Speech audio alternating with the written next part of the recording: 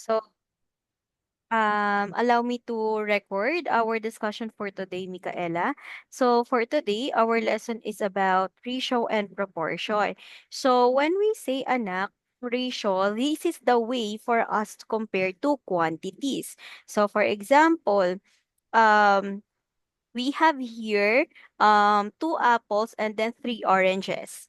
And then we're going to get for the ratio of apple to orange. Since our given here is apple to orange, we need to write here how many apples are there. So that is equal to 2.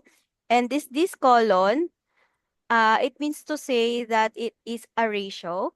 And then this one, 3, which is the number of oranges. Okay, so for this one, this colon, it means is 2. Is 2. So if we're going to read it anak, this is 2 is to 3. Okay, so what is its difference between the proportion? So when we say naman anak proportion, this is an equal ratio. So for example, we have here 2 is to 3. So, and that is equal to 4 is to 6. So, how do we know, anak, if they are equal? We just need to multiply this means and these extremes. So we have here 3 times 4, that is equal to 12. And then 2 times 6, that is also equal to 12. So therefore, this is what we call as proportion. Also, anak, we can do the simplification. So for example, we have here 4 is to 6 or 4 over 6. So what is the number, anak, that we can divide to both 4 and 6 at the same time? What is their greatest common factor? 2. Okay, 2. So 4 divided by 2, that is 2. And then 6 divided by 2, that is equal to 3. So remember, anak, that our ratio can be written as this one, 2 is to 3. It can also be written in fraction. So like this one, 2/3. Okay, question so far. Okay, so let's have here an example for the ratio. So according to this one, anak, in a basket, there are 5 bananas and 10 apples. So what is the ratio for that? So if we're going to get, anak, the ratio of banana to apples, apple. So how many bananas are there? There are 5. How many apples are there? There are 10. So it means to say this is 5 is to 10. And if we're going to simplify them, both of them can be divided by 5. 5 divided by 5 is equal to 1. And then 10 divided by 5, that is equal to 2. So therefore, it can be written as 1 is to 2. Okay. So what if our question here is we need to get the ratio of apples to bananas. So for this one, anak, since our first given here is apple, so you need to know how many apples are there. That is 10. And then is 2. How many bananas are there? That is 5. So for this one, again, we can divide them by 5. 10 divided by 5 is 2. And then 5 divided by 5 is equal to 1. So therefore, that is 2 is to 1. Now, another question, anak, in number 2. According to this one, is 3/4 a proportion of 6/8? Are they the same? Is 3/4 the same by 6/8? Yes. Yes. And how do you know that they are the same? By looking at the portion, Sorry? By looking at the proportion. Okay, by looking at the proportion, so what is their proportion, anak? How do we know if they are equal? So for this one, anak, if the given is fraction, we can just do the cross multiplication. So you multiply 4 and 6. What is the answer if you multiply 4 and 6?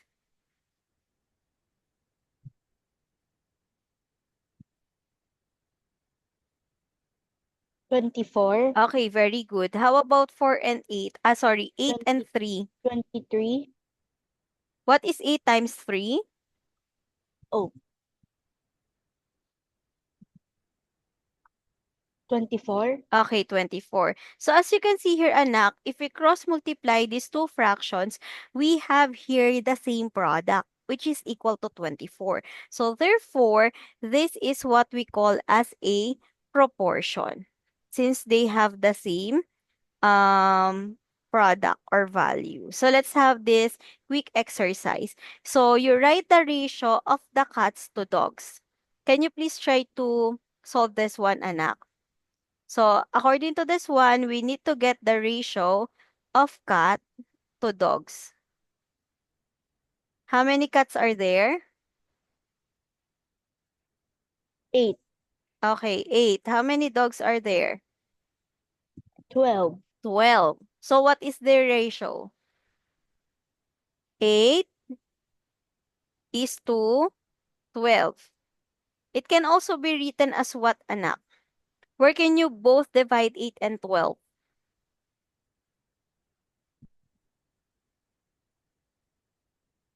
2, 2? More than 2? Higher than 2? 4, 4. So what is 8 divided by 4? 2, 2. How about 12 divided by 4?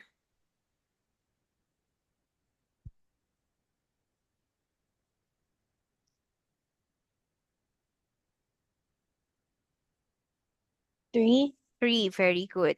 So the ratio of this one, anak, is 8 is to 12 or 2 is to 3. So let's try number 2. Wait. Okay. So for number 2, anak, our question here is, are the ratios 2 is to 15? Ay, sorry.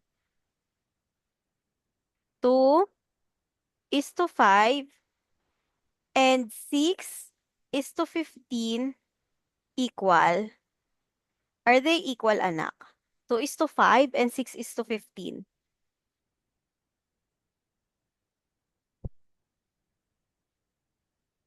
Do you think that these two ratios are equal? So it means to say that the ratio of 2 is to 5 is proportion to the ratio of 6 is to 15.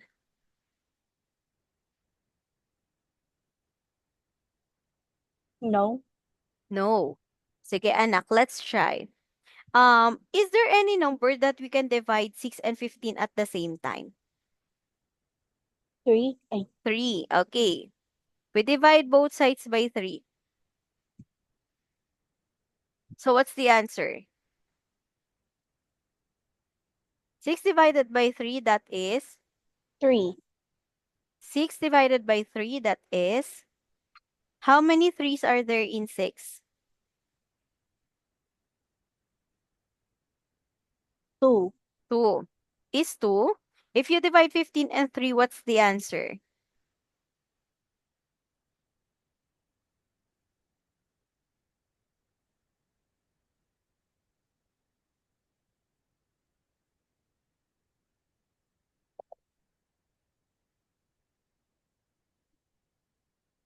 How many threes are there in 15?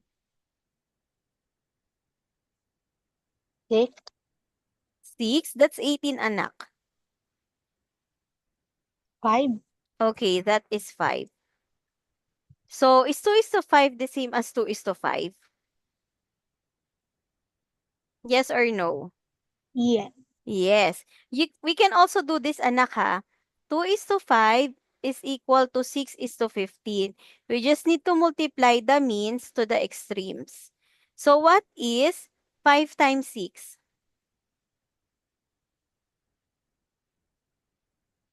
30. How about 2 times 15?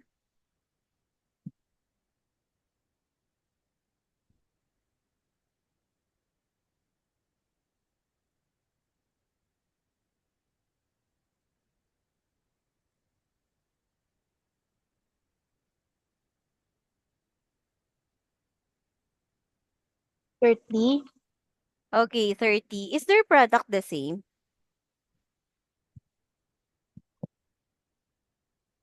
Are they Yes. the same? Okay, yes. So therefore, they are proportion since they have the same ratio. So how about this one? A recipe needs 2 cups of sugar for every 3 flours. For this one, anak, we just need to have the sugar is to flour. How many cups of sugars are there? 2. 2. How many flours or cups of flour are there?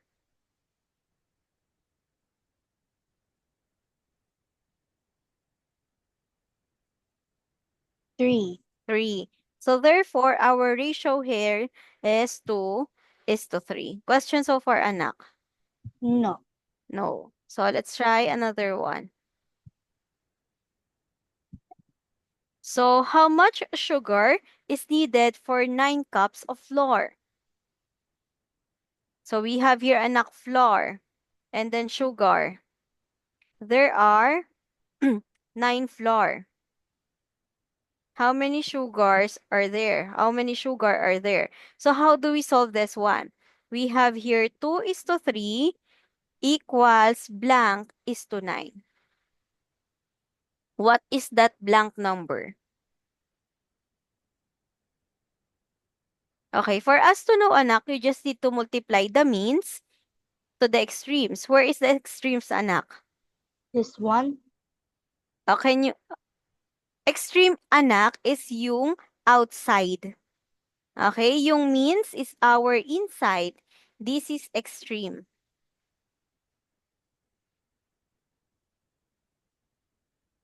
And this is 18. means. Okay, if you multiply this one, what's the answer?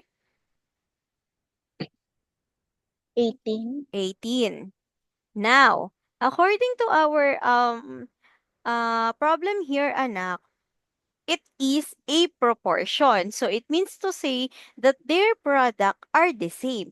If they have the same product, how will we know the number here? What are you going to do with 18 and 3 for us to solve what is the missing number? 24. 24. What is the operation, anak? Division. Okay, what are the numbers that we need to divide? 3 and 9. 3 and 9? We already used 9, anak. Oh. 3 and 18. Okay, that is 3 and 18, which is the product of 2 and 9. So we have here 18 divided by 3. And 6. what is, okay, that is 6. So therefore, the missing number is equal to 6. So how do we know if this is correct? Again, multiply the means to the extreme. So we have here 3 times 6, that is 6. 3 times 6, that is 3 times 6. mm-mm. 18. Okay, this is 18.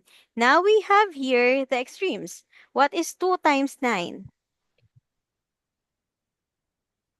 18. Also 18. So now, they do have the same product? Yes. Yes. So therefore, that is the answer. So how many sugar do we need for us to have a 9 cups of flour? That is 6 cups of sugar. Okay, anak. I want you to answer this given worksheet. So we have here the ratio 12 is to 7 is proportionate to what? Is it A, 2 over 7? Is it B, 36 over 21? Is it C, 31 over 26? Or D, 21 over 36?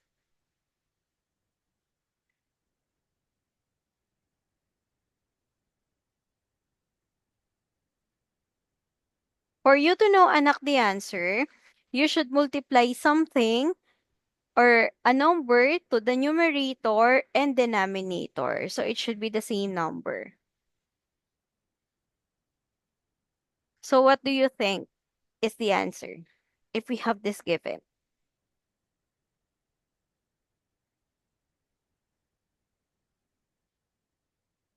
Our ratio here is 12 is to 7.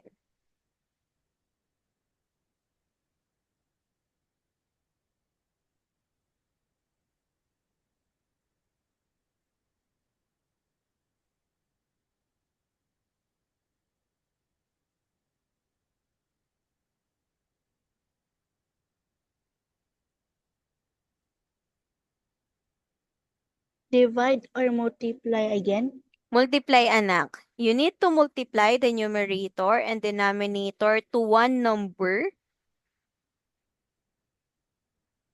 so that they are proportionate.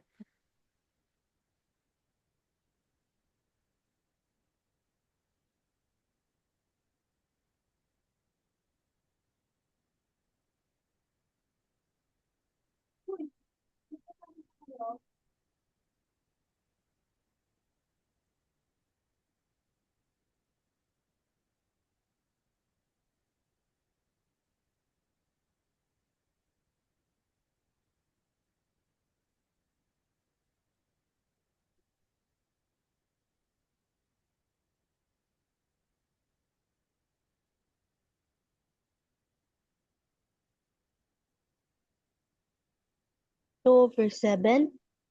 2 over 7. Okay, let's try to answer this one, anak. So, what do you think is one number that we can multiply to both 12 and 7? It is 3. And that is according to the choices. Okay?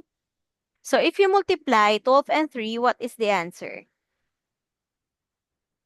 12 plus 12.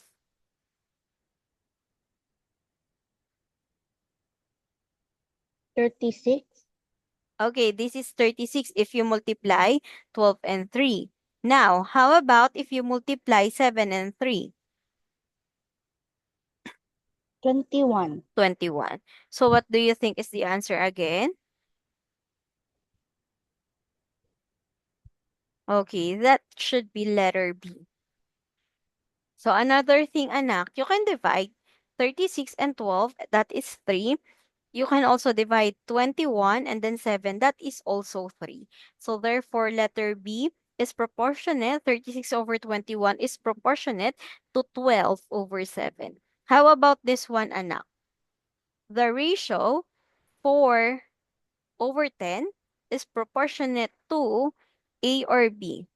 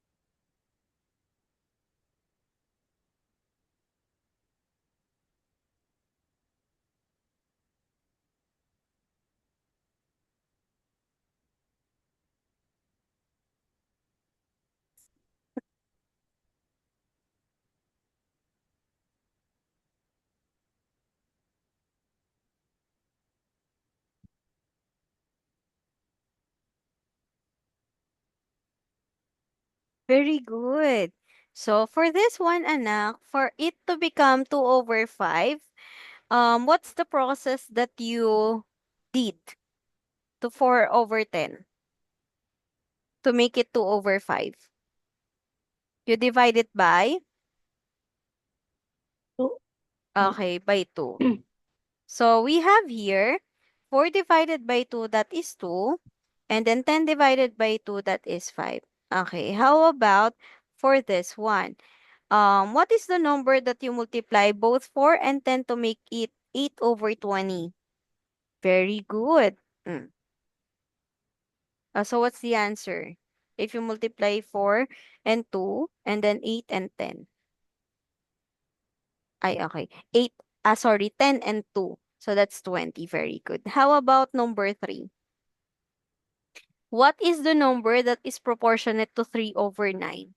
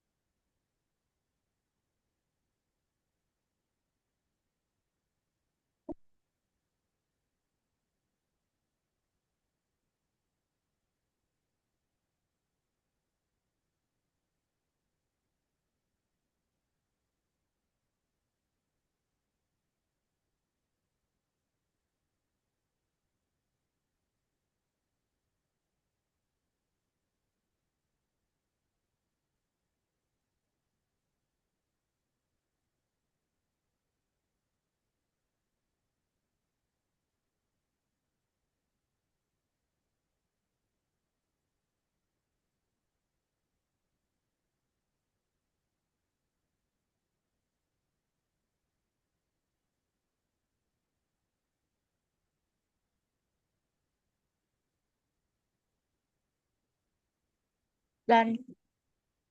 Okay, so what's your answer? Okay, very good. And how did you did that? Multiply. Okay, multiply by what number, anak? 3. By 3. 3. Okay, so for this one, anak, we have here 5 is to 15. So for this one, all we need to do, anak, is just we divide. Okay? We divide both sides by 5, or the numerator by 5, the denominator by 5. 5 divided by 5 is 1. 1. 15 divided by 5 is 3. Okay? And then this one, we divide it by 3. And this is also 1/3. So both of them are equal. Okay, how about for number 4? What do you think is the answer?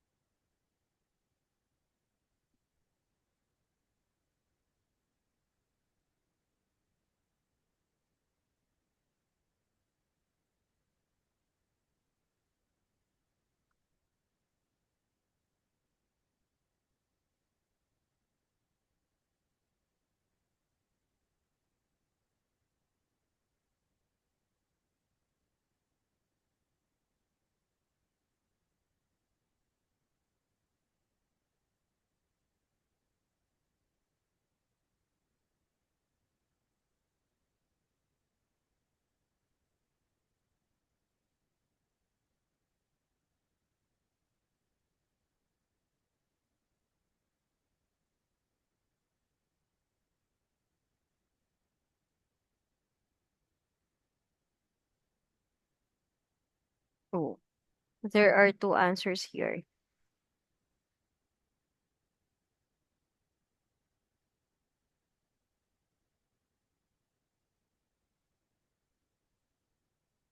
A. Is that your final answer already, anak? Yes. 421. So why is your answer 2/11?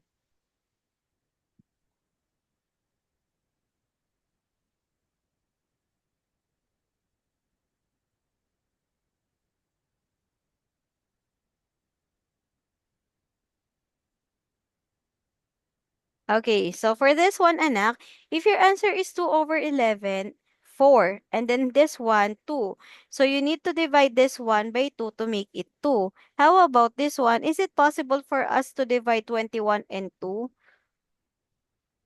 without No. any remainder? No, kasi our answer here is 10.5. So now, the correct answer here, anak, is B and C. So why is it B and C? Um, Our given here is 4. To make it 16, we need to multiply it by 4. So therefore, we also need to multiply this one by 4. Okay, 4 times 4, that is 16. 21 times 4, that is 48. Ay, 84, sorry.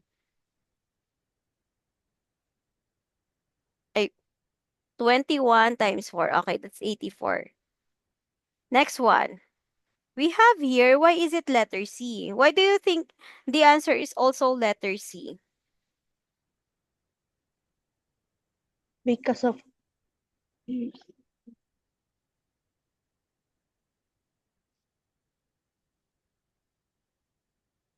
What do you think is one number that you can multiply by 4 and 21 to make the answer 8/42? 4, 4. 4 times 4, that's 16, anak. We're looking for 8 only. 2, 2.